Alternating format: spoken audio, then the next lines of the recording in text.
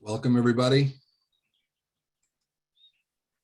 Welcome to the 5 Steps Statistics webinar. I'm going to give people a moment to join, get started.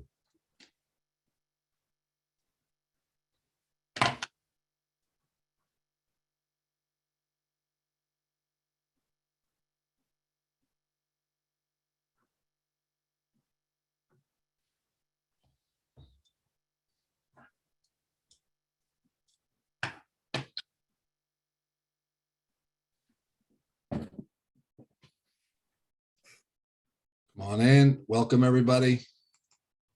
Going to give it just another couple seconds before we begin.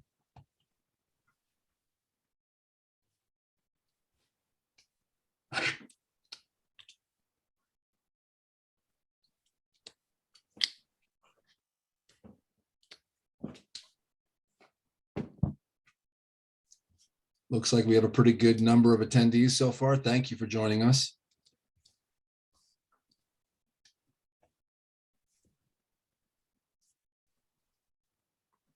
All right, we're about a minute after, so thank you for joining us. Welcome to our webinar on 5 Steps to a 5 for AP Statistics. My name is Bob O'Sullivan. I'm the associate publisher of McGraw-Hill. My team and I work on the 5 Steps to a 5 guides. Would you, Jared, flip the slide for me, please? Before we begin, I have just a couple of housekeeping items I want to talk to the group about real quick before we begin. Just so you know, we're excited that we're welcoming both teachers and students tonight. But I say tonight, I'm on the East Coast, this afternoon or this evening. This is a student-focused session. We've built this session around really ensuring the best thing we can do to raise student scores. We would ask you to use the Q&A feature throughout. If you, while the hosts are talking, if you have any questions at all about what they've said, if you could ask in the Q&A feature, and we can get to it either as we go through or at the end. We will have the chat feature open as well. I say here in writing that we will not be actively monitoring this. That's a little bit of a lie. We will technically be monitoring it. So all bets are off when it comes to that. But if you could post your questions to the Q&A, we would appreciate it. If you get in there and you see someone else has already asked your question, just press the thumbs up icon. That way it's going to jump up to the top. We're going to see that that's, multiple people have the same question. So that's a good tool. A quick note on the participants. You guys will not be able to see one another or hear one another. You should be able to see me and Deanna and Jared and hear us, the three of us, but you will not be able to see or hear one another. And next big important point in blue for the teachers on the line, no student data is being collected for this webinar. No email addresses, no IDs, no numbers, no names. I know that was a concern with educators out there, so we made sure that we wanted to be clear about that up front. And we did design this webinar to be interactive. Please do participate with Deanna and Jared as we go through. We have a polling feature, but I think these hosts are going to be doing something on their own. So we're not going to be using the typical Zoom polling feature. They got something else up their sleeves, so that should be just as good. And a quick note that this session is being recorded. At the end of this, we will be posting it to a website. If you want to take a quick photo with your phone, the teachers and students out there, that's the URL that you can go to tomorrow and see everything. The whole recording will be posted there by tomorrow. With that, let's flip slide. And I'll quickly run this. We're going to do a quick meet and greet in the beginning. Deanna and Jared are going to talk to you about their experiences as College Board readers and graders and give you some tips. I think the most important things for your takeaways tonight. They're going to go over some essential topics that are really important to know for test day.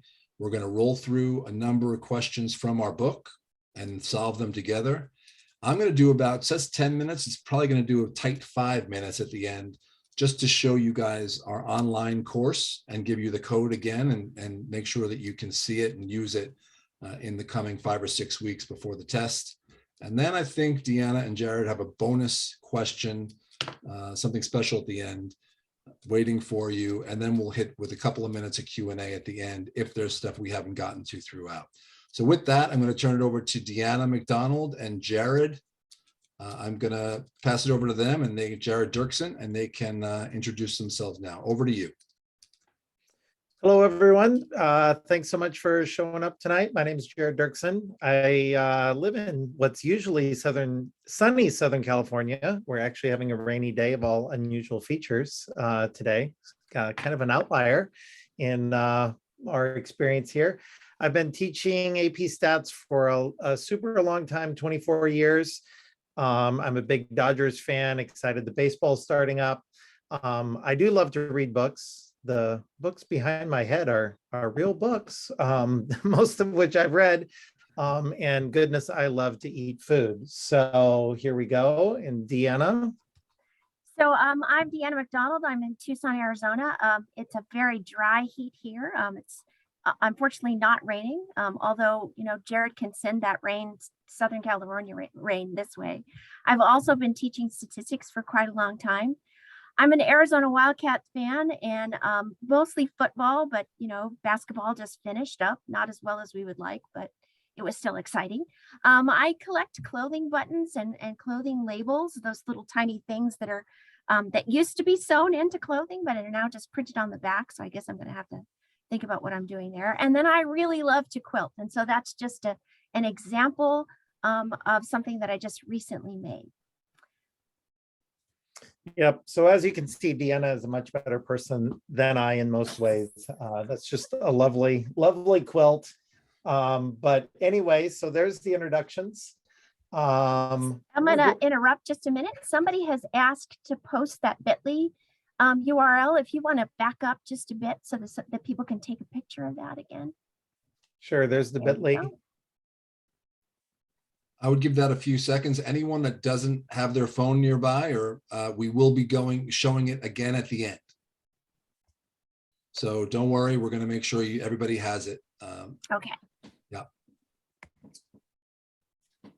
So we're going to start with a few notes here of things that we have observed as AP graders and readers, things that students need to pay careful attention to.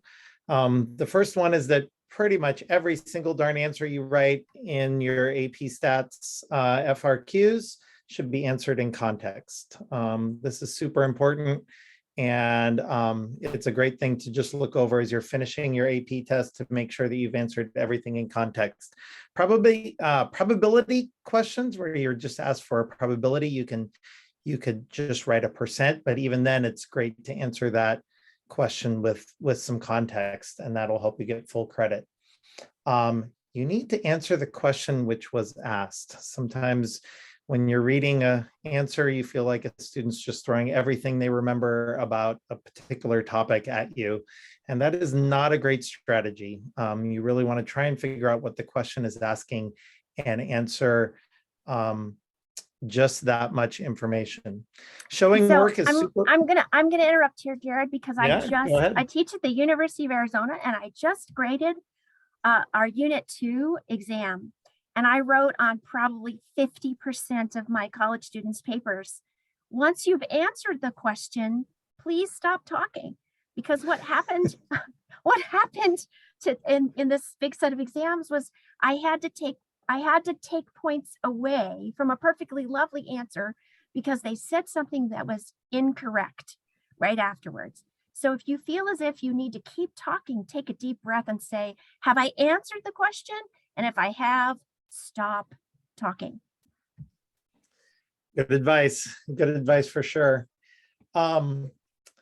Showing work is super important. Probably one of the biggest areas where students don't show work is on very simple probability questions. Students get in the habit of, you just put that little fraction in your calculator, you get a %, you write down the %, and you don't show any work to go with it. If you're reading fractions off of a two-way table, then the fraction is the work. So sometimes the work can be minimal. We're going to take some time today to look at some of the things where your calculator does a lot of work for you, and maybe you're not sure how to show work. So we're going to spend some time on that. And then finally, and this is advice that goes really for both teachers and students, you've got to scramble your practice as you're doing your test prep over these next 5.5 weeks before the test. My good buddy Doug Tyson once said, in calculus, it's easy to know what to do and the hard thing is to do it. But in stats, it's often hard to know what to do. And so you need to mix up your practice so that you're not just focused on one chapter at a time, but you're scrambling up your practice. In 5 Steps to a 5, there's all these cumulative review sections where you have a mixture of problems, and that's one of the ways that you can do that. And teachers, for you just want to be throwing kids, welcome, good morning, let's get to work. Here's an FRQ. I'm not going to tell you where it is. I'm not going to tell you what we're doing, and just let's give it a whirl. Deanna, you want to take this one here? Sure. I think it's really important, regardless what kind of technology that you're using, is that you understand the calculator keys commands. I refer to it as the tickety tackety tockety part of it, because that's the sound everything makes when you're pressing those keys. So what does one variable statistics do when you press that key? What's the difference between a normal CDF and an inverse normal command? What do they give you that you need to have for your problem? And what do you have to show as part of the command so that you get credit, even if you've let technology do the work for you? What's the difference between a binomial PDF and a binomial CDF? And then what are all the tests and all the intervals? If you're using an Inspire, you've got tests and intervals in different places. And if you're using a Texas Instruments, an older version of it, they're all in one place. And if you're not using a Texas Instruments product, where are yours? And then there's sort of the opposite of that. Not how do you use technology, how do you press the keys, but if it's been pressed for you and they give you the output printed, how do you read it, especially with regression output? So what does R squared mean? Sometimes it says the letter R, sometimes it'll say a capital, sometimes a lowercase. Is there a difference? Not in our class. What's the difference between the slope and the y-intercept, and where do you find them in the table? And then what does SE stand for? Stands for standard error. What does that mean? That number is in the table, and how do you find the p-value for the slope? And you might be not quite, for students, you might not quite have done that very last bullet. Personally, in my classroom, I'm teaching that tomorrow, and that's literally the last lesson of the year for me. So you might be looking at, you certainly have seen p-values right by now, but maybe not for slope yet, but you will soon. And the nice thing about p-values for slope is they're really easy to use because they're right there on the regression output. So, all right. We are going to segue into something where you could interact with, or students, we certainly encourage you to think carefully here. We're going to show you a not full credit answer. And then Deanna is going to explain what is missing there and what a full credit answer would entail. So this is a picture of, this is a dot plot of some data, and it's probably going to be used to address the normal condition for a test, an interval test or a hypothesis test. And so I want you to look at the words that are used in the student response. This is an actual student response from one of my exams. And I certainly ask my students if they mind if I share with other people, and they're perfectly okay with it. So it says a plot reveals that the data distribution is normally distributed with a center at approximately 24 and a medium range. So this would not be full credit. So I want you to think about why it's not full credit. If you want to put it in the chat, that's perfectly fine. Or if you want to put it in the Q&A, that's perfectly fine as well. And remember, we don't know who you are. So it's totally okay. So we've got somebody from one of my favorite people's classes who says it's approximately normal. There's no context and no calculations were made. Certainly true. I would prefer people say approximately normal. I would certainly prefer that there's context. We're talking about diameter, so perhaps some kind of diameter mention. Somebody else says there's no value on how large the range is and no info on outliers. Never said it was unimodal. All of those things are true, every single one of them. I want you to go back and remember what I said. This is probably going to be used to discuss whether or not we've met the normal condition. So someone else has said, Ellen has said symmetrical, but not normal. All right, so Jared, do you want to go ahead? It says the plot reveals that the data distribution is somewhat symmetrical with a center of approximately 24 and has a range of about 10. So notice the difference between the wording. The data distribution is somewhat symmetrical. We don't know if the data is normally distributed. So saying it's somewhat symmetrical is a true statement. Saying that it's normally distributed is not. We said that the center was at approximately 24. That's in both responses, and it has a range of about 10. So looking at the max roughly at 20, looking at the max at roughly 30 and the min at roughly 20, specifying that the range is approximately 10 was a good way to go. Saying that it has a medium range doesn't mean anything to me as a statistician. I look at that and think, okay, medium. Sounds like something I'd order for my hamburger at a restaurant. Okay, Jared? Okay. Oh, go ahead. Okay, so this is, again, I ask my students to write down the validity conditions in our class. I say, write down the conditions and tell me how they've been met. And high school students will do this as well. High school students will say random, check. 10 times the sample size is less than the population, check. N is greater than 30, check. And they feel as if that's a full solution, a model solution, but it is not. So let's see what people have said in chat. I liked how somebody said that they use definitive language. That's from the previous question. Let's see, got somebody typing an answer. Don't have anyone in chat. Oh, here we go. A random sample was taken or treatments randomly assigned. You have to show the work of meeting the condition. There's no literally no context. And since the sample size is greater than 30, the CLT is satisfied. Okay, so let's go back. I'm ready. You guys are doing this. A random sample was taken. In my class and on the AP exam, you can't just specify randomness was stated. It's really important that you understand that there are different kinds of randomness. One is random sampling from your population of interest. The other is random assignment to treatments if it's an experiment. You might have both, but depending on what type you have tells you what kind of inference you can make. So you need to say that. And then here it says 10 times 35 is less than the population of all oranges. You didn't know this problem was about oranges until I told you the context. And so that's why it's important to put that context, because we're supposed to be able to look at your response and not have to go back and read the stem. If it's about oranges, we should say something about oranges. And then 35 is greater than 30. Notice that rather than saying N, which is a general statement, I've specified it to the sample size from this problem. All right, let's take a moment and look in chat to make sure everything's good.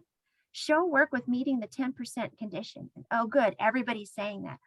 Oh, and someone's got a great question. Are there times when the 10% condition does not need to be checked? We don't check the 10% condition if we randomly assign to treatments, but not randomly selected from the population of interest. Yep. That's my students have been so funny this year. We've been doing experiments. We've been talking then about leaving off the 10% condition. And then of course they do things that students do, which is they mix it up and they say, so for 2 props, we don't check the 10% condition, and for 1 prop, and these types of mix ups. But yes, it has to do with experiments versus surveys. Okay, if a sample is randomly selected and then randomly assigned, should we check both? And the answer is yes. I would hazard to guess, however, that it would be highly unusual for an AP exam question to do both, take a random sample from a population of interest and then randomly assign to treatments. I mean, quite frankly, in a work and a research setting, which is where my students live, they don't ever actually get a random sample from their population of interest because it's just too difficult. What they get are a group of subjects or items, and they randomly assign them to treatments. But that would be correct. If you did both, you'd need to check both. All right, so now you know what this problem is about.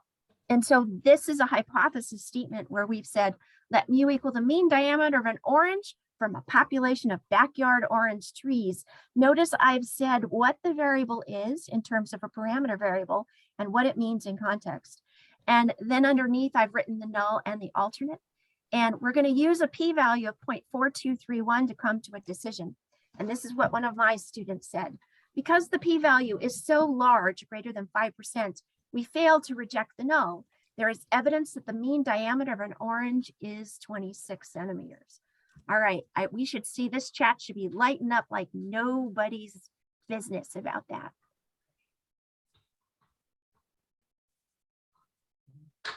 Shouldn't be less than 5. It should be less than 5 if we're going to reject. I keep telling my students that there's never evidence that the null is true, convincing evidence. So people want to add the adjective convincing evidence. There's not enough convincing evidence. Okay, evidence is not in, oh, this is good. Evidence not in favor of the null. It's always in favor of the alternate. So we've got some people who've got some good things to say here and some better things to say here. So Jared, if you'll pop up full credit. Because the p-value is so large, greater than 5%, we fail to reject the null. So that statement right there is okay. And honestly, in my classroom, in my university classroom, my students don't necessarily have to cite the p-value if it's written right above it. And generally speaking, the p-value is written right above it. But for high school students, to be safe, you might want to cite the exact p-value, and you would say, because 0.4231 is so large, we would fail to reject the null. There's not enough evidence to believe that the mean diameter of an orange is, and this is what's really important, it has to be in terms of the alternate, is greater than 26 centimeters. So most of you picked at least one of the 2 things that the majority of people would have said about this question, is that you needed to have an adjective, not enough convincing evidence. That's not a wrong thing to add into this statement. But the bigger thing is that it cannot be in terms of the null, it has to be in terms of the alternate. Students make that mistake over and over and over again, and oftentimes it drops them an entire grade just because they have put their statement linked in the context of the null instead of in the context of the alternate. Yeah, and I want to double down on that. Accepting the null hypothesis is something that will get a student rounded down. It's considered a pretty bad mistake. And when graders are looking at an entire paper and looking to see strengths and weaknesses, if a student has accepted the null hypothesis, that is going to cost you dearly on the grading scope. So this is good advice for sure. So one last thing about that, I know that your instructors have said this over and over and over again, but we assume the null is true to begin with. If we don't reject it, we haven't proved it because we assumed it to be true. All right, so here we go. So we want to interpret the p-value in context. So same exact problem. We've got diameter of backyard oranges, backyard orange trees, oranges. So here's not full credit.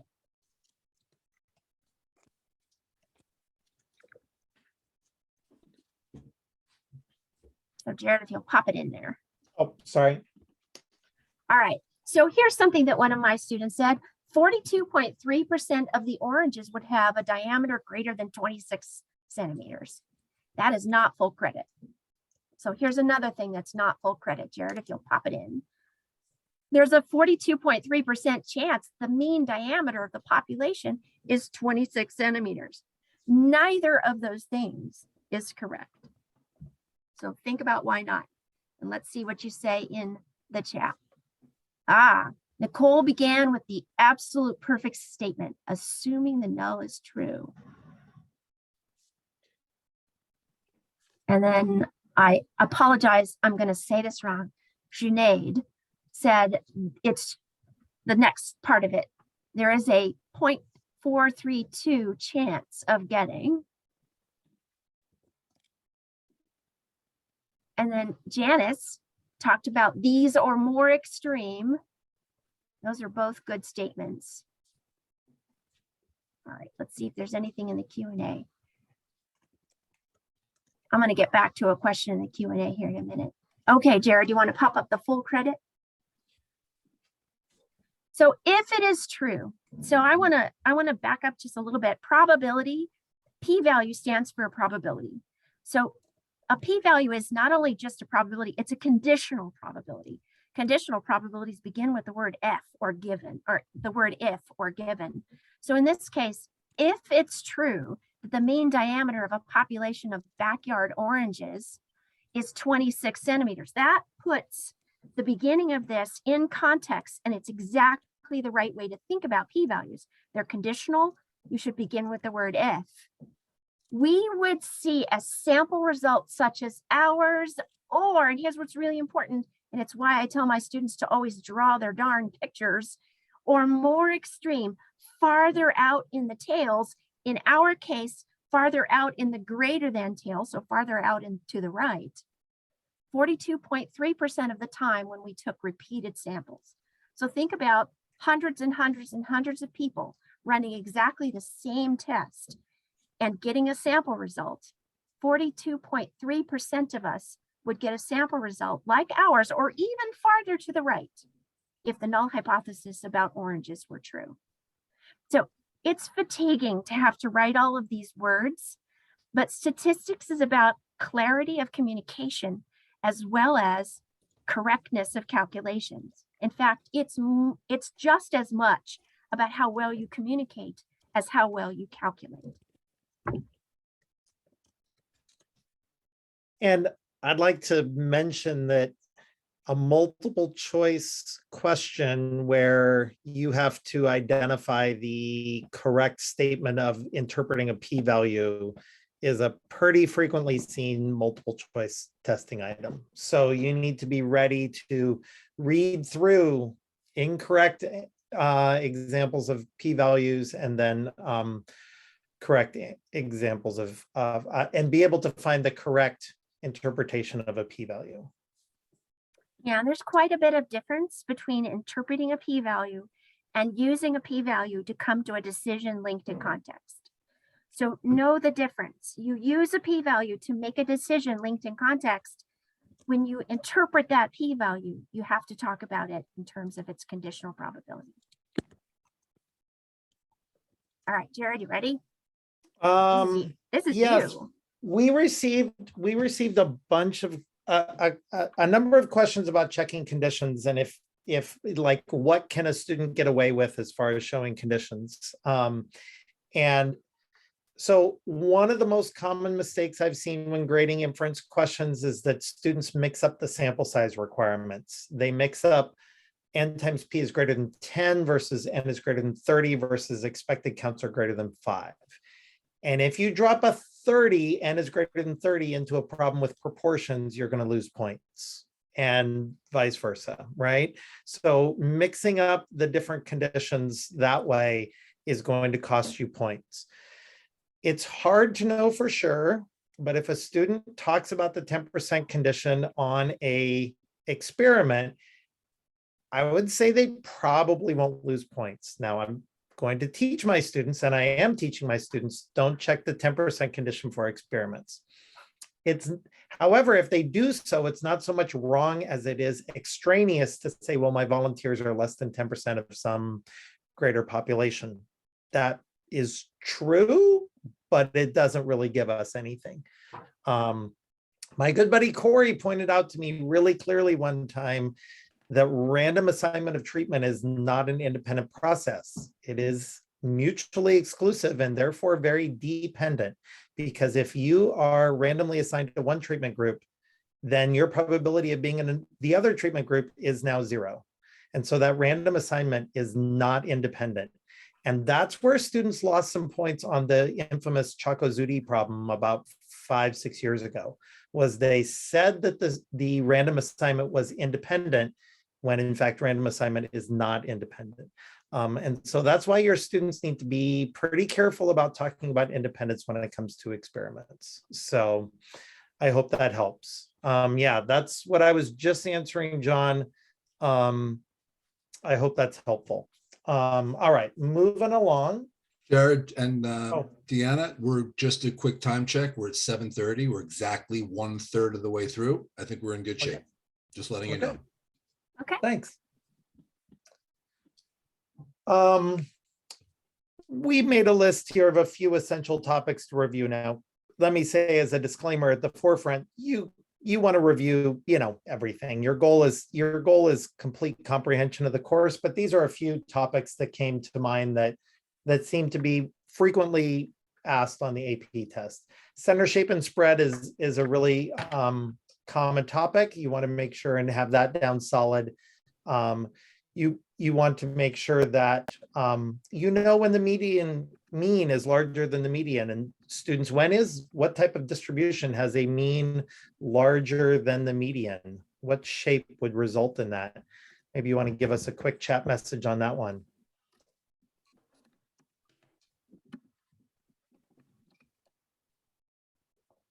Indeed, yes, skewed to the right.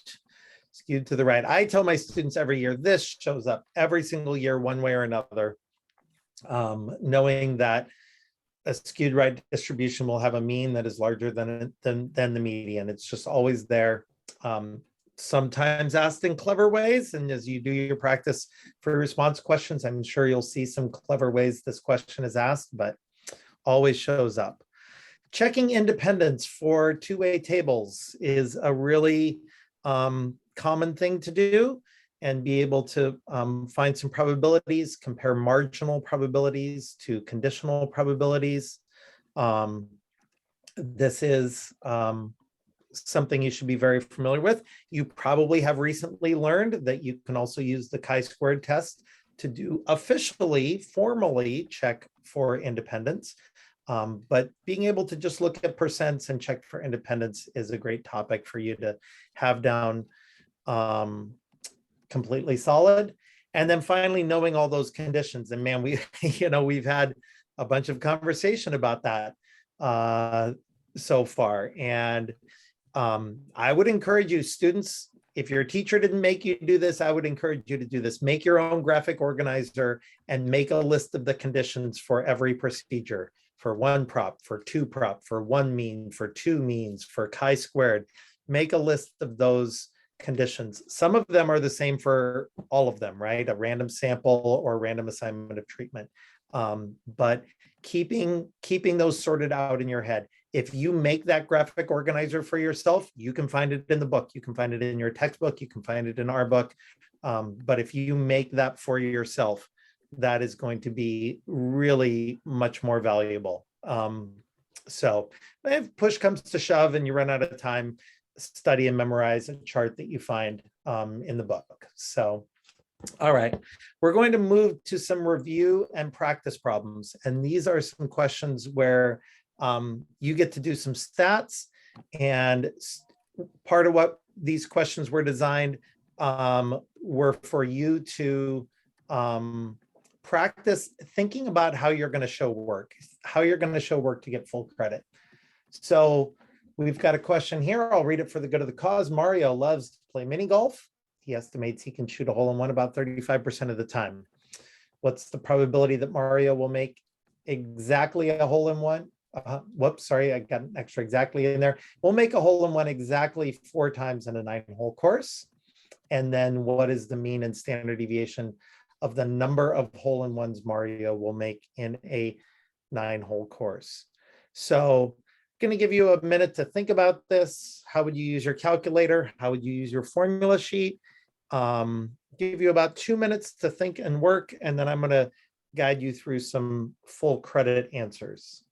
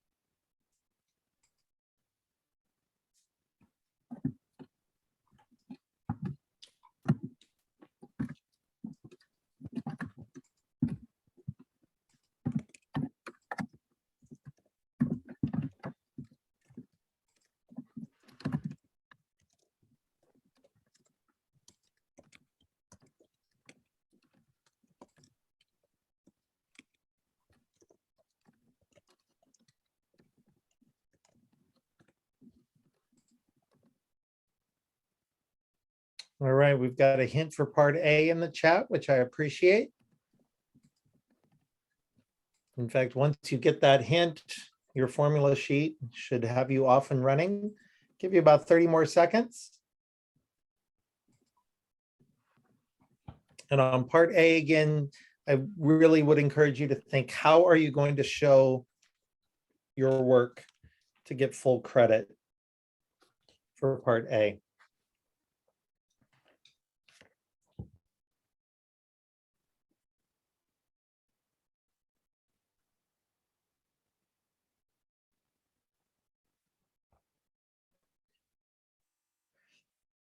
Have to agree about the Okay. dot plot? I'm sorry. Nothing. I was just agreeing with you about the dot plot. Doing a dot plot by hand is the fastest graphing method. I don't recommend picking up your calculator for any reason in order to make Yeah. a graph.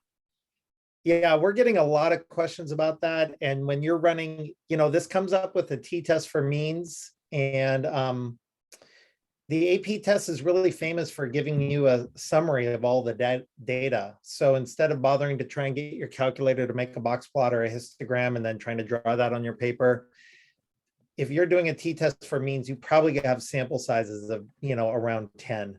So just drawing a little number line and doing a quick dot plot with those 10 dots, that is going to be the quickest way to just make that graph. Right next to it, something along the lines of safe to assume X bar is approximately normal, and move on your way. Okay.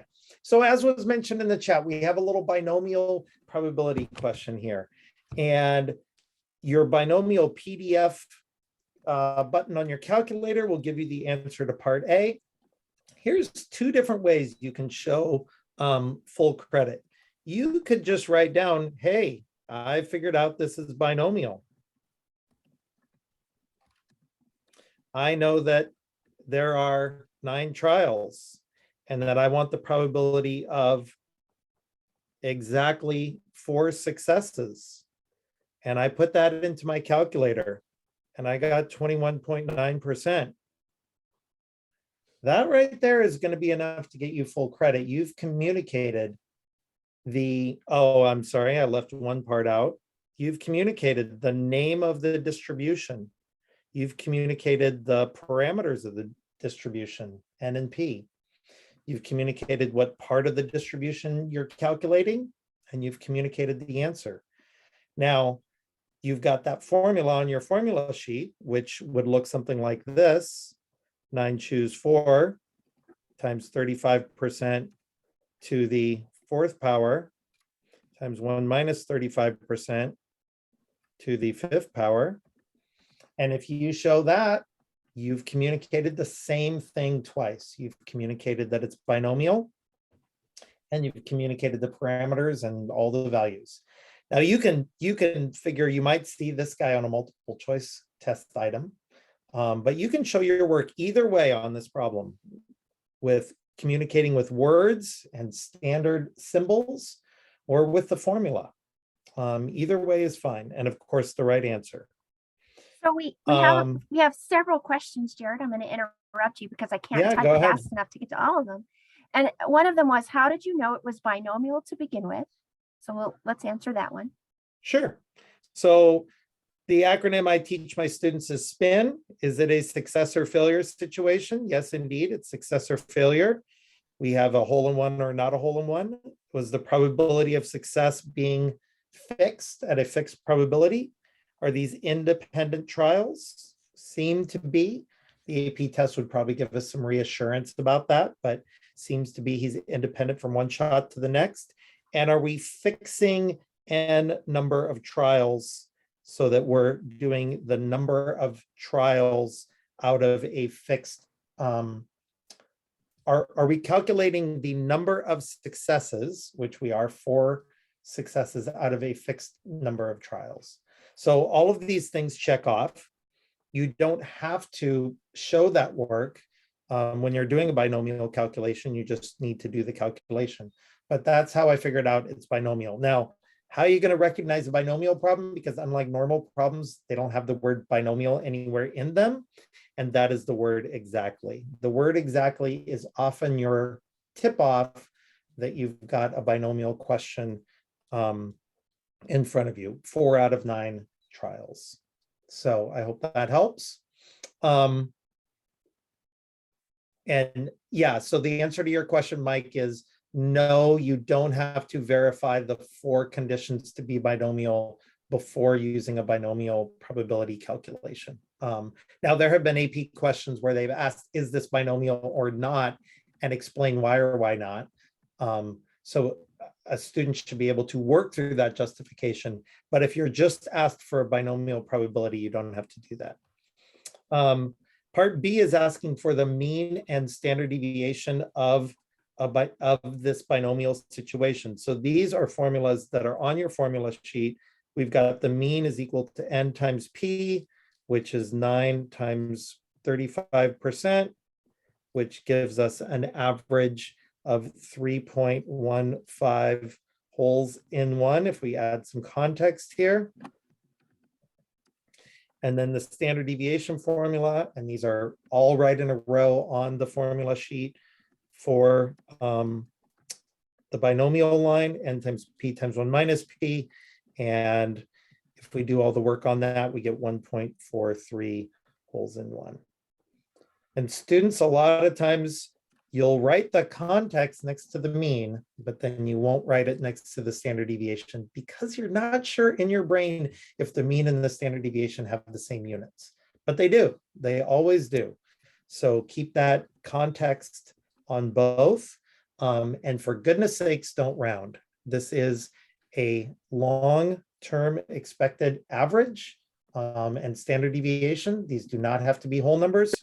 Rounding a mean is not a good idea. You do not want to round that. Again, it's how many successes we think Mario will have in the long run if this was done many, many times. So, all right. Our second, any other questions on that, Deanna? Plunge on ahead. I don't think so. I'm caught up, and you answered some of the other things. Yeah. All right, so moving on, we have a problem here using time in minutes. An oven is warming, and we can use the time to predict the temperature. So here we have this regression table, which hopefully you've seen many times by now, although maybe, this morning I threw one of these at my students the Monday after spring break, and we hadn't looked at them since October. So I'd like you to write the regression equation and define the variables. I'd like you to interpret the slope and y-intercept in context. And I'd like you to explain why extrapolation would be a concern in this setting. So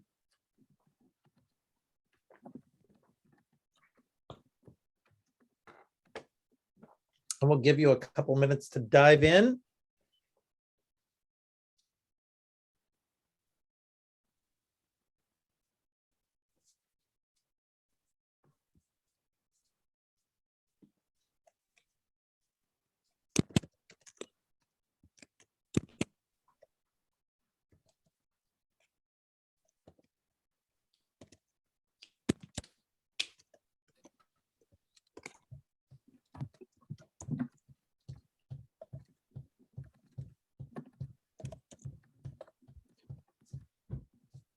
Yeah, this was unit 2. This was a minute ago. I'll give you a hint that the slope and y-intercept are those first couple numbers on the left-hand side.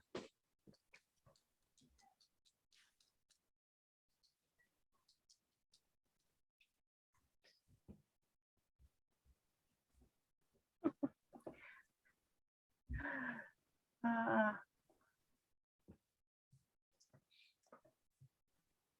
I told my students I maybe violated the Geneva Convention today when I asked them to remember material in October on the first day after spring break. It was maybe a war crime, but I don't know.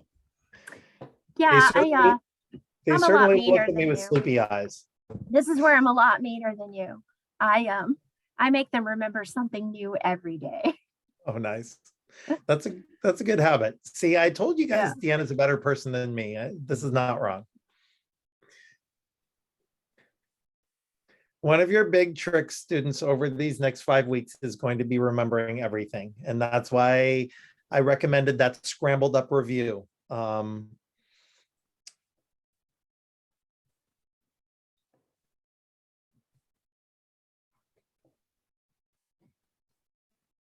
there's All right. flashcards. Flashcards are a good way to do it too. Yeah. Questions on flashcards. Flashcards, Quizlets. You can look up my name on Quizlet. I've got stacks of flashcards in Quizlet. Maybe your teacher, maybe you've made them. Yeah. All right. So let me dive in here and let's take a look at this. So our Y variable, we're trying to predict Fahrenheit. We're trying to predict the temperature. So that would be, I'll just put that as a capital F. Remember to use a hat on the Y variable that we're going to do predicted Y variables. Your first coefficient there, your constant, is your y-intercept, so 85.6, and then plus 18.8 times time.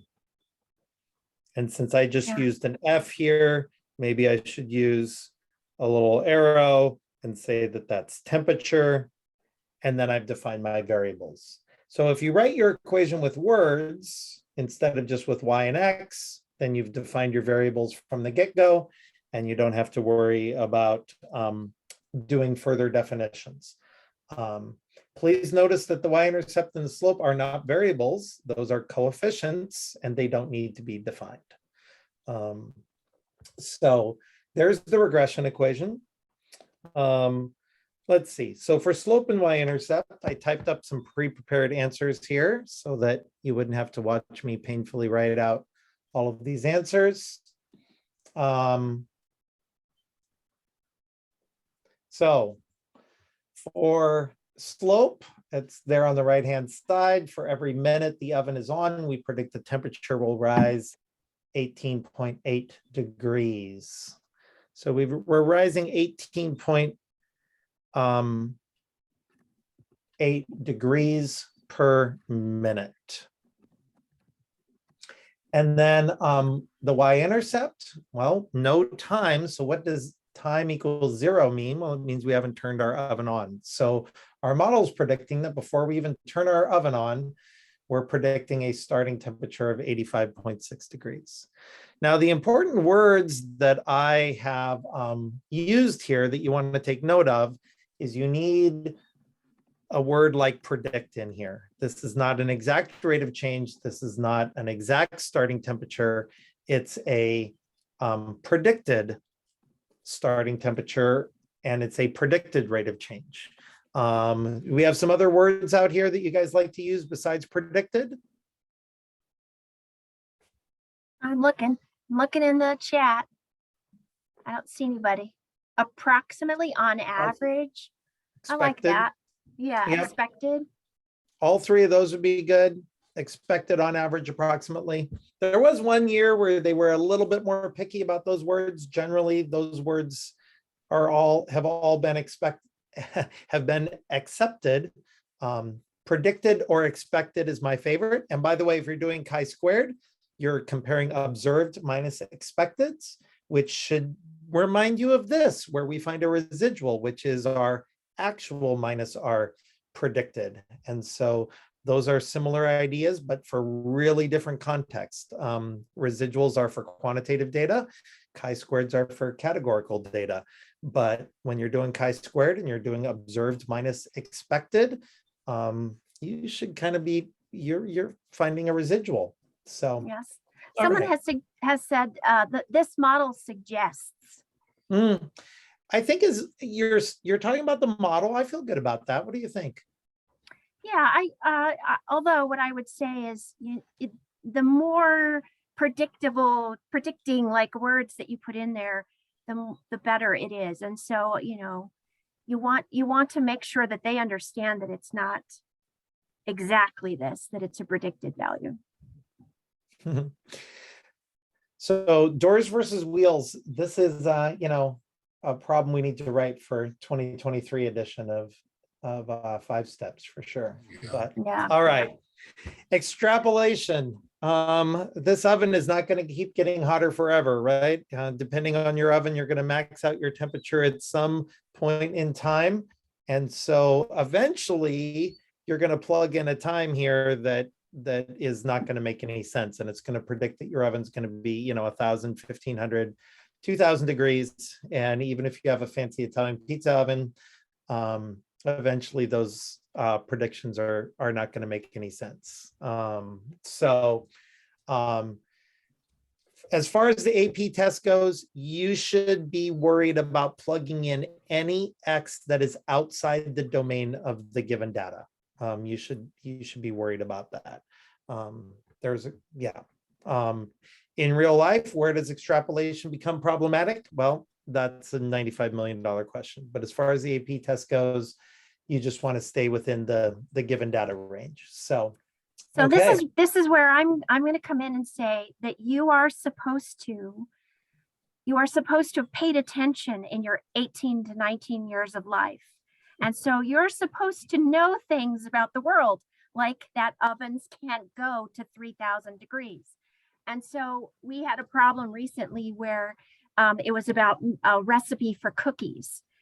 And you're supposed to know things about baking cookies. Like, for example, that if you don't use flour in the recipe, that you can't get any cookies.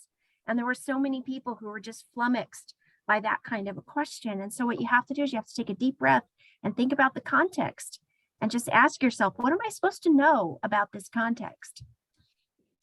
Thanks, Deanna. Can I step in here for a second, please, guys? Sure. And I hate to be this guy, and I love that everyone's really engaged and chatting back and forth. Could you guys chill a little bit on the chat feature? There seems to be a lot flying back and forth. We want to make sure we're using the time that we have to use that so that Deanna and Jared can see questions. All right. So I was proud of myself. I know what no cap means. I was all into it. And then it's getting a little bit out of control. So if you could just take a little step back, I would appreciate that. Let's use it to the best in the time that we have. So thank you. Deanna, over back to you. I do love and appreciate that you guys got your love your teachers. That's fun to see. Yeah, so, no, right. I like there seems to be a little banter between classes. I love it too, but I just want to make sure we're, it's not getting too much so we can still see the real answers. Thanks. Yep, for sure. So, okay, here's our third and final practice question.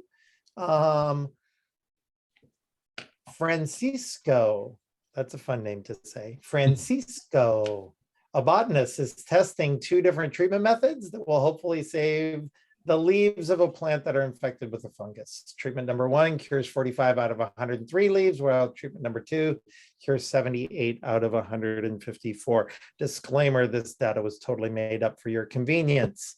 So first, I'm going to ask you to write a pair of hypotheses to test if the treatments have different cure rates. And then secondly, I'm going to ask that you would answer this question about this confidence interval. So if the confidence interval, which I correctly computed, is between negative 19.4% to 5.4% based on this interval, what is Francisco's conclusion? So we're connecting hypotheses and an interval there. So I will give you a couple minutes to think about this. Yep, we're in unit 6 for many of your books.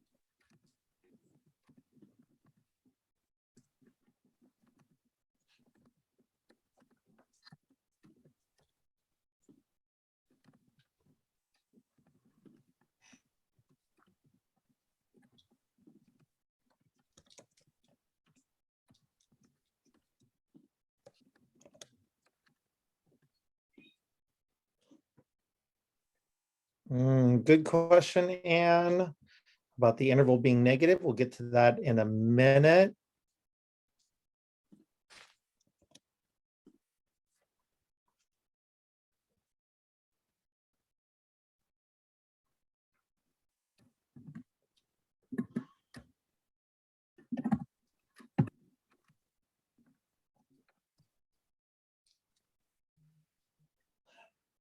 All right. So let's dive in here.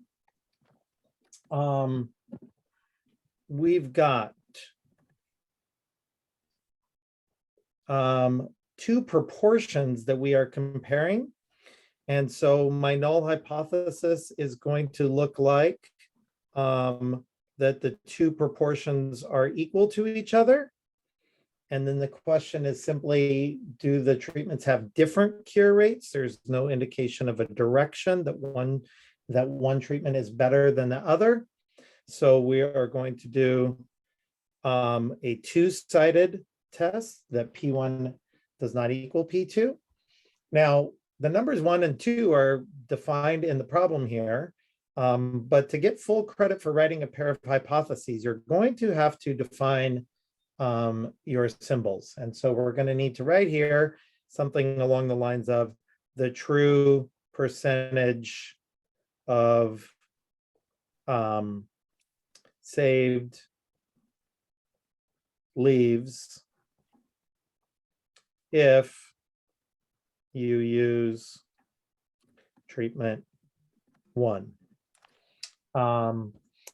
And it's kind of tricky sometimes, but you really need to focus on writing parameter language in a future tense kind of way, that if you use treatment 1, we know what happened when we used treatment 1 on our sample of 103 leaves, but we need to write our parameter about a future tense, what will happen if we use this treatment in the future in an ongoing way, because what is inference about is trying to draw conclusions about a future population. And so be very careful with that. Be careful with the word tense. Oftentimes, more often than not, the wording of the question at the very end will help you phrase your parameter correctly. So, and then you would write a similar sentence for P2. Someone asked if a confidence interval can be negative. Well, we're doing, sorry, before I go on, you maybe wanted to write your null hypothesis as P1 minus P2 equals 0. If you want to write your hypotheses that way instead, that's basic algebra 1. Those are the same thing. We are looking at the difference of the two proportions, and someone asked, how can this confidence interval be negative? Well, if the second proportion is bigger than the first proportion, then we're subtracting a smaller number minus a bigger number, and we could get a negative difference. And so that's how something negative can happen. My answer to part B would look something like this. And I saw a nice answer to this effect in the chat. 0 is in the interval. So it is plausible that there is no difference between the two treatments. Francisco fails to reject the null and fails to find evidence of a difference between the proportion of cured leaves that the treatments would create.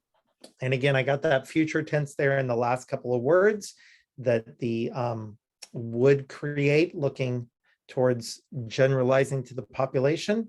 And the idea is if 0 is in the interval, then we're not sure if there's any real difference between these two proportions. If the interval was all positive, we would know P1 was greater. If the interval was all negative, we would feel confident that the second treatment was greater. So this is for those students who were asking in the chat about, can they write P1 minus P2 equals 0? That's it's a nice way to write it, because then you can see that the difference between them equals 0. And since 0 is in the interval, it's plausible. And so you've assumed it to be true, therefore it's still plausible. All right. Okay. Good work, everyone. We've got about 30 on. minutes to go, Jared. We're about 2/3 of the way through, about 30, a little less than 30 minutes to go. Yeah. Okay, Oh, is so that it? yeah, All right, you're at your point, Bob. We're just exactly at your point. There Well, is like, I've got 3 minutes, so because you've got till 5:03. So I would like to look at a question. I'm going to read it out loud to everybody because I don't have the ability to share my screen at this point. So it's a problem that's from the book, and it says St. Norbert College in Green Bay conducts an annual survey of Wisconsin residents. So this is from page 208, I believe, and it's question number 3. And it says that we have a random sample of 400, 25% of which responded positively to this question. And then we have another random sample later of 664, and 28% thought that the country was headed in the right direction. And do these sample provide convincing evidence of a change in the proportion? So there's no direction given. That's a not equal to alternate hypothesis, and it's a multiple choice question. And so what we have are 5 possible answers, all of which are talking about confidence intervals. So when you're asked a hypothesis test that's a not equal to test, then you all can calculate a confidence interval sort of as a side, sort of on the side, as we just did in Jared's problem. And if that confidence interval contains 0, that means no difference is still plausible, meaning if you subtract them, you would get 0. And if it does not contain 0, that means that 0, no difference, is not plausible. And so those kinds of multiple choice questions about plausibility, certainly important. Think about what it means when you assume that 2 things are equal to each other. If you were to subtract them, you would get 0. Therefore, what you're assuming is that the difference between them is 0. If you get 0 in your interval, 0 is still plausible. Therefore, you cannot reject your null. Okay, so we're up to Bob's part of this. So Jared and I are supposed to turn off our cameras. What's not at all. What is this? This slide here is review and solving practice questions from the book. Yes.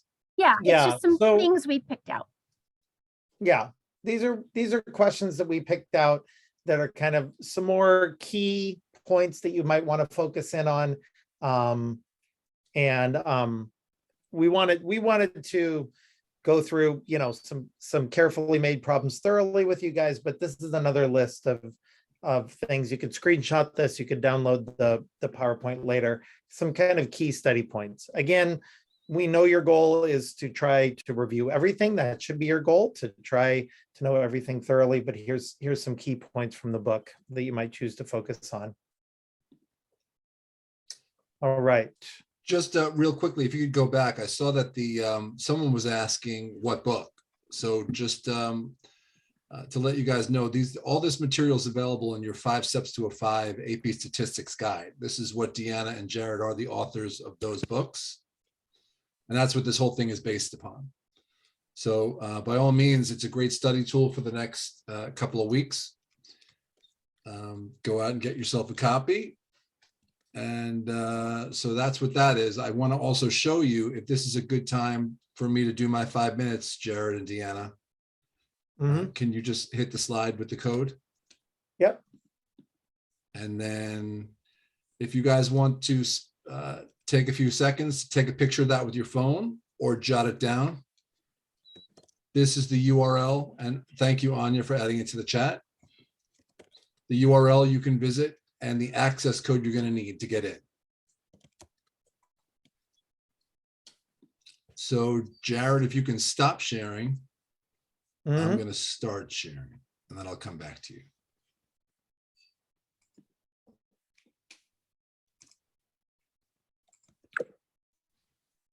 All right, so this is, can everyone see this? When you get into that URL, it's going to ask you for your voucher number. That's exactly what you just see on the slide before you. Really easy registration. All you do is enter the voucher here. I'm not going to do it right now because I'm already have my account. It won't reread me again. You enter, you get that, whatever it is, MHAPS number, a couple letters and numbers, get in, press continue, put your name and email address and whatever else. Please don't worry about that. You're not going to get any emails. The only emails you'll see is to confirm that you're in the course, and that's it. You're in, and this is what you will find. This is your dashboard. The first thing the program is going to ask you to do is to put in your test date, which I understand is May 5th, Cinco de Mayo. And everybody's going to treat themselves to tacos afterwards. I was hoping for something better there, Jared, but I didn't dedicate the time. There are 38 Tacos days. after an AP test is not sad. Yeah, tacos. So you've got 38 days as of today from now until the test. This program here is going to allow you to build your own study plan. Every time you come back, it's going to tell you the number of days you have left, and it's going to give you some tasks. I haven't done that much in this course. We have these for a number of all of our 5 steps courses, but I'm going to just spend really, really quickly. I would urge you guys all to go through and poke around in here on your own. There's a lot of valuable material in here for you to use, teachers, for you to use with your students or in class, students for you to use at home, on the bus. There is your dashboard. You've got your study plan. Basically what the study plan is everything in the book coursified. Every piece of material that we include in the book is in here. As you go through, it's going to give you, if you want to do 2 variable data, it's going to give you tons of review questions. Let's do this one. Given a set of ordered paired X, Y, so that S, all right, I'm not even going to read this. Let's see in the text what you think the answer to this one will be.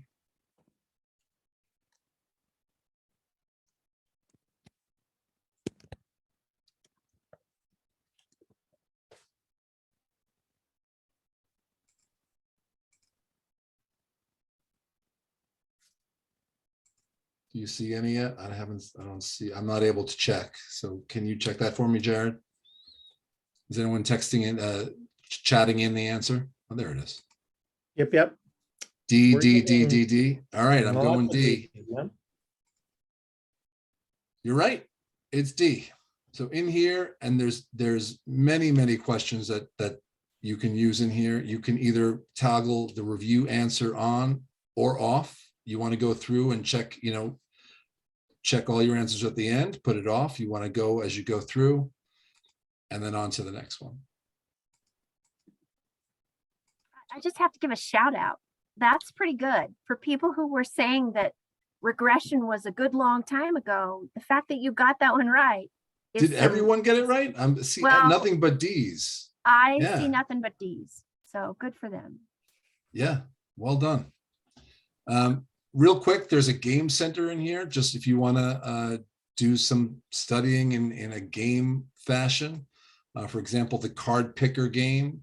It's going to show you side one of a flashcard and 6 possible matches. You go through, and so continuous random variable. You choose which would be the second, side 2 of that card. I'm going to guess this one. I'm wrong.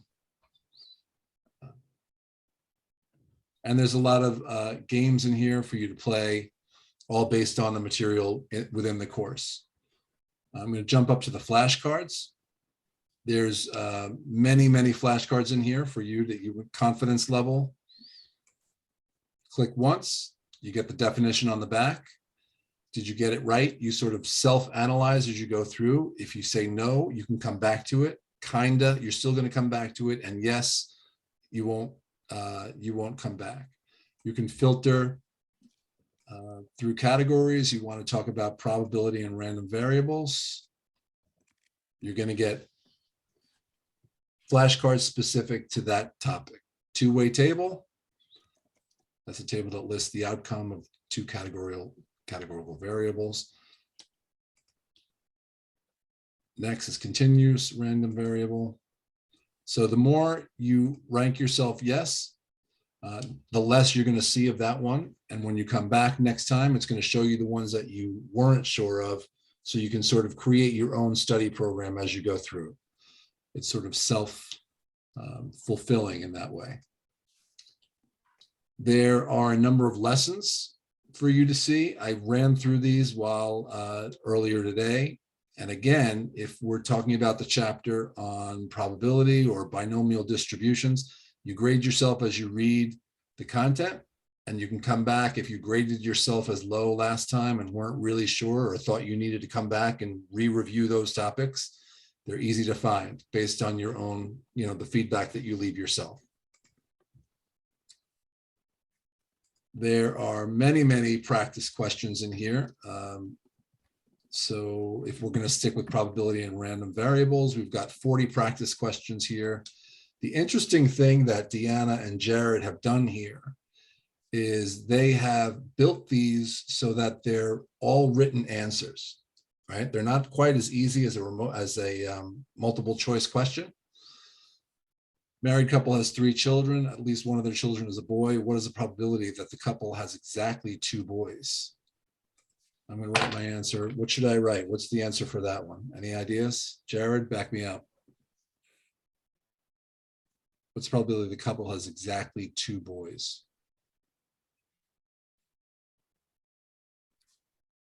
I'm gonna let people, 10. first of all, no.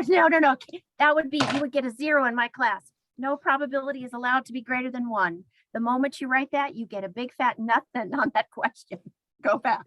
So would we Why do why that? don't you just guess 1/3? Why don't you put in 1 divided by 3, just for fun? See what it does. It's 3/7. Okay. So that was pretty close, right? And you got your answer explanation here, Mhm. and that'll bring you right to the next one. I'm not going to embarrass myself any further by going and doing any more. But there are a lot of really good practice questions in here for your educators and your students out there that are prepping for the test. And perhaps most importantly, you've got 3 full-length practice exams at the end. What these will do for you is give you the real feel of sitting for the real test. Section 1 is 40 multiple choice. Section 2 is your 5 part A questions, and section part A, and then section 2 part B is question 6 with 1 question that you get 25 minutes for. This is going to give you if you sit for this for the full 3 hours, you can do it 3 times if you want. And this is going to mimic the real thing. These will not allow you to check the answers as you go through, because we do want to mimic the real test. So as you go through these questions, you just answer, confirm, move on to the next one. And then when you're finished, you review into the final answers. And then if you submit, it'll show you, and you will get and then this brings, we're not going to do all of them right now. This is section 2. And then it'll give you an estimated score at the end. And that's it. It's hard for me to sort of adequately show you all the features that are in here in just a couple of minutes, but I would urge all of you, this is a really good study tool to use between now and exam day. So get in there, use the code, spend some time. Last thing I'll say is if you get in, if you on the test, you get up to number 5 on your computer when you're working at school, and then you download the app, which is super easy. It's going to show you in the study plan how to do that. And you get up to question 5 and you get on the bus and you punch it up on your phone, you'll start at question 6. So once you're in, you can study in multiple ways, in multiple locations, on multiple devices, and it's gonna recognize you and allow you to, that study plan to follow you wherever you go. And that's the short version, but please do get in there, use the code, get in there, and spend some time with it yourself. I think you'll be happy that you did. I'm going to stop sharing. Any questions on the cross-platform or on the digital piece? I'm going to stop sharing so I can see that.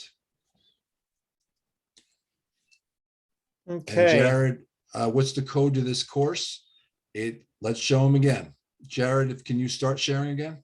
So that everybody. And I think we're gonna, we're approaching the finish lap here, or the final lap. I think we're about to wrap things up. Deanna worked hard and wrote an extra investigative task for you guys, which I will throw in the chat in a second.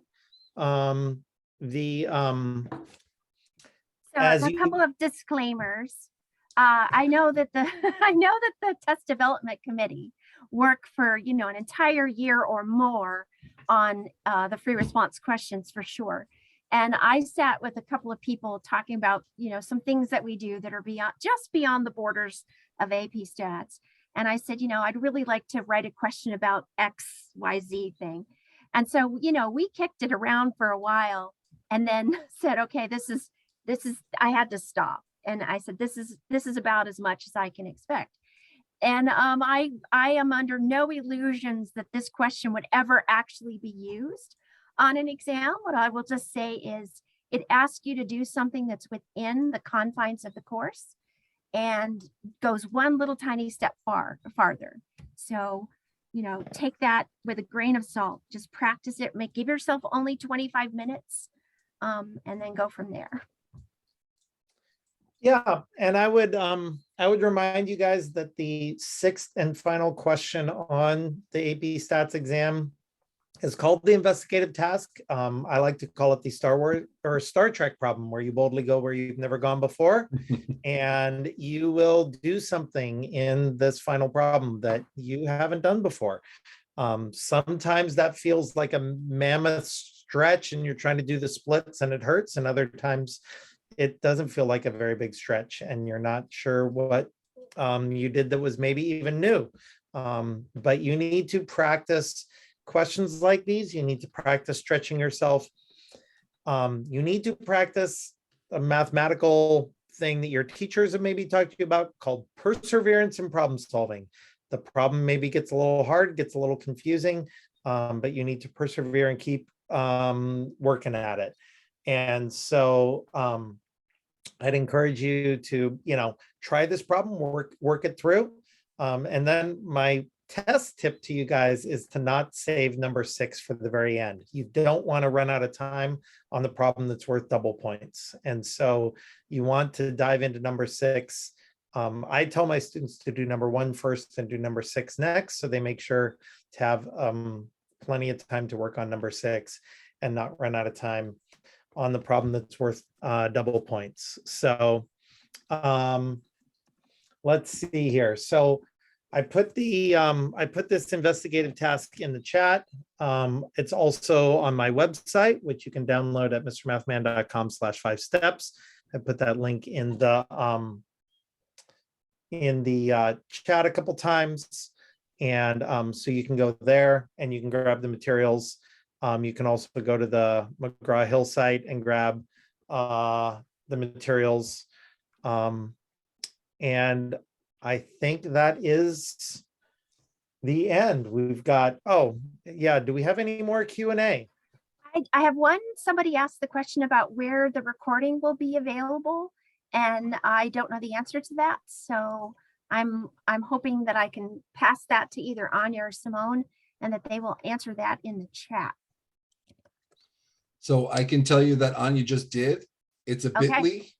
And Jared, would you mind going back to my very first housekeeping slide? Sure.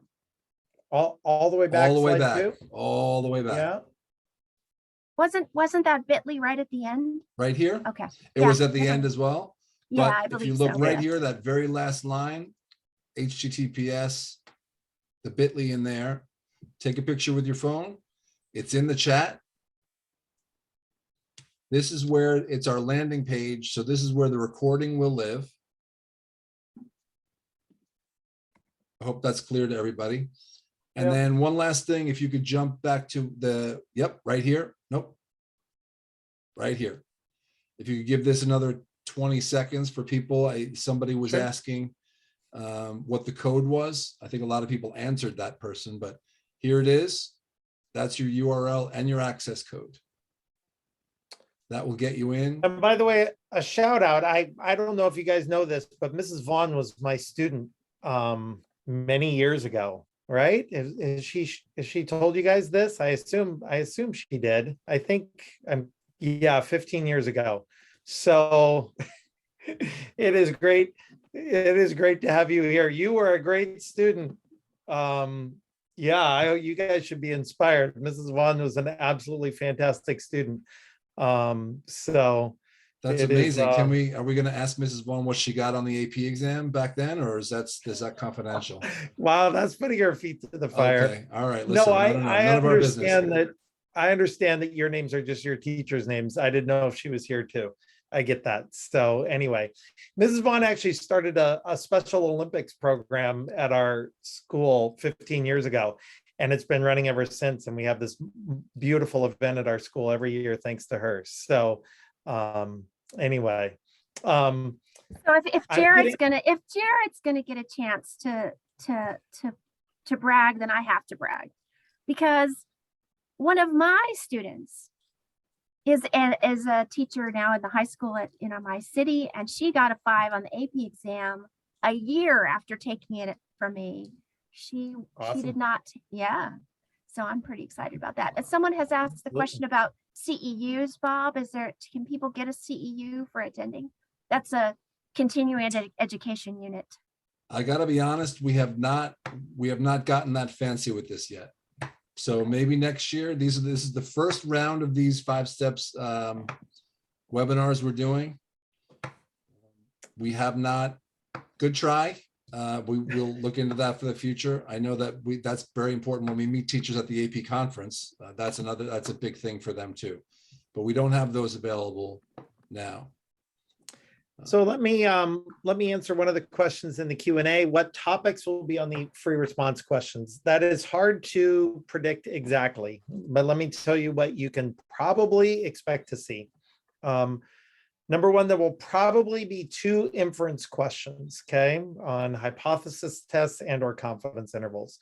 There will almost certainly be one question where pretty much all you do is do a hypothesis test or a confidence interval, and then maybe answer a little follow-up question, part B, after doing that interval or that test. You should look on the AP test for a problem that has a lot of blank space and gives you full room to write hypotheses, check conditions, show some math, write the conclusion, define your parameters, do all the steps of a hypothesis test or confidence interval. And you're probably going to have a second question that asks bits and pieces and parts about those things too. So 2 inference questions probably. You're probably going to have one question that's pure probability, and you're going to have to weigh it in. You're going to have to figure out, is it a normal distribution? Is it expected value? Is it binomial? Is it sampling distributions? There's so many different kinds of probability. That typically is 3 or 4 parts. You can tell it's a probability question because it will say, what is the probability that boom? And so you can look for one probability question. There is often, but not always, one question about data collection. And that's where you just write. You talk about a survey or an experiment. You talk about how to randomly apply treatments. You talk about how to avoid biases. You talk about placebos or double blinding. That is often ABC. Not always, not every year, but most years there's a question where you're just going to talk about how to collect data in a careful way. The first question on the test is often an exploring data question. It's often either about center shape and spread or about regression. And oftentimes, if it does ask about center shape and spread, then there usually isn't a regression question, and vice versa. Can't promise that, but that's kind of how that tends to run. The investigative task can be anything you can dream of. It is often some inference, but some years it's been probability. One year it was all about sampling distributions and collecting data. It's been about regression a couple times, so it's really hard to know what that's going to be like.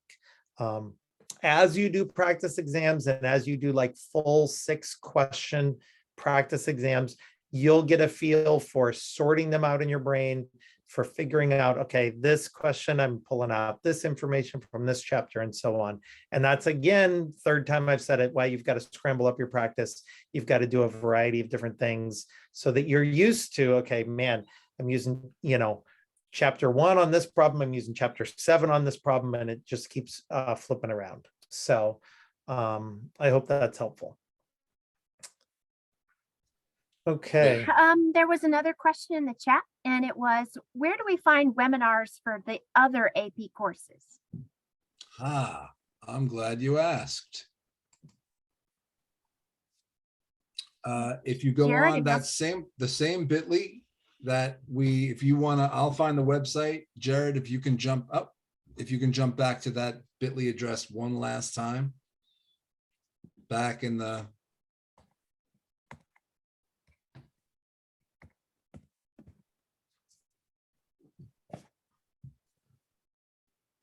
see it?